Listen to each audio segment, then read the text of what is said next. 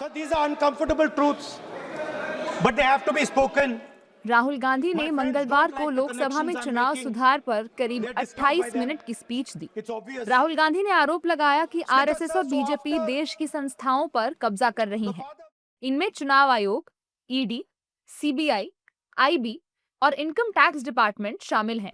इससे साफ है कि बीजेपी चुनाव आयोग को कंट्रोल कर रही है, जिससे लोकतंत्र को नुकसान हो रहा है। अब राहुल गांधी के इन आरोपों पर एनडीए नेताओं की प्रतिक्रियाएं आ रही हैं और वे राहुल पर हमलावर हैं।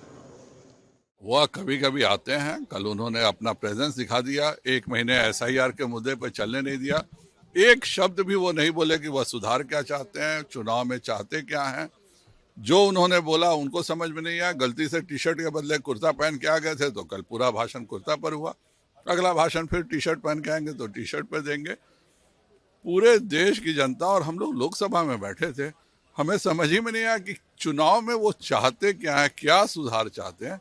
उस पर एक शब्द नहीं बोले। वह भी जानते हैं कि कांग्रेस समाप्ति के कगार पर है।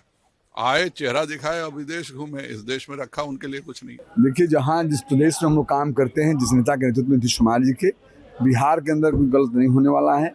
पिता मैं जरूर कहूँगा कि बिहार में जो भी मामला रहता है, नीतीश कुमार जी एक एक बिंदु पर समझते हैं, सोचते हैं, ख्याल रखते हैं।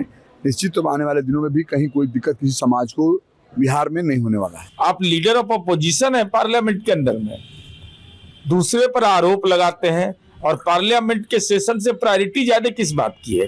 तो आप जिस जनता ने आपको वोट दिया है उसकी जन भावना का भी आप अपमान कर रहे हैं। जबकि विपक्षी नेता राहुल गांधी के बयान पर सहमति जता रहे हैं और सरकार को अहंकारी करार दे रहे हैं।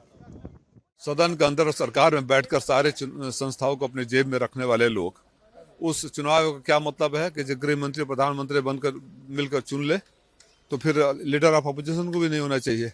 और ऐसे चुनाव आयुक्त का क्या मतलब कि मेरे घर के बगल में है, मैं सबूत दे रहा हूँ, लिख रहा हूँ और मौका नहीं दे रहे हैं। वो चुनाव आयोग जब जहाँ आवाज उठती है तो कहते हैं लखनऊ जाकर बात करिए, सदन चल रहा है, मैं सांसद हूँ।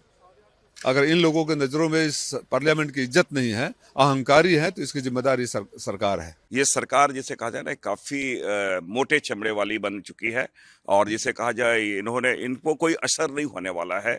ये जिद पे आए हुए हैं और किसी भी स्थिति से एसआईआर के माध्यम से ये दोनों के चुनाव आयोग और इनकी मिली भगत है, जिसके माध्यम से ये नागरिकों का जो स्वाभाविक जिसे कहा जाए वो एक अधिकार दिया गया वोट का अधिकार, वो उससे हनन कर रही है। जब राहुल गांधी संसद में बोल रहे थे तब 5 बार हंगामा हुआ।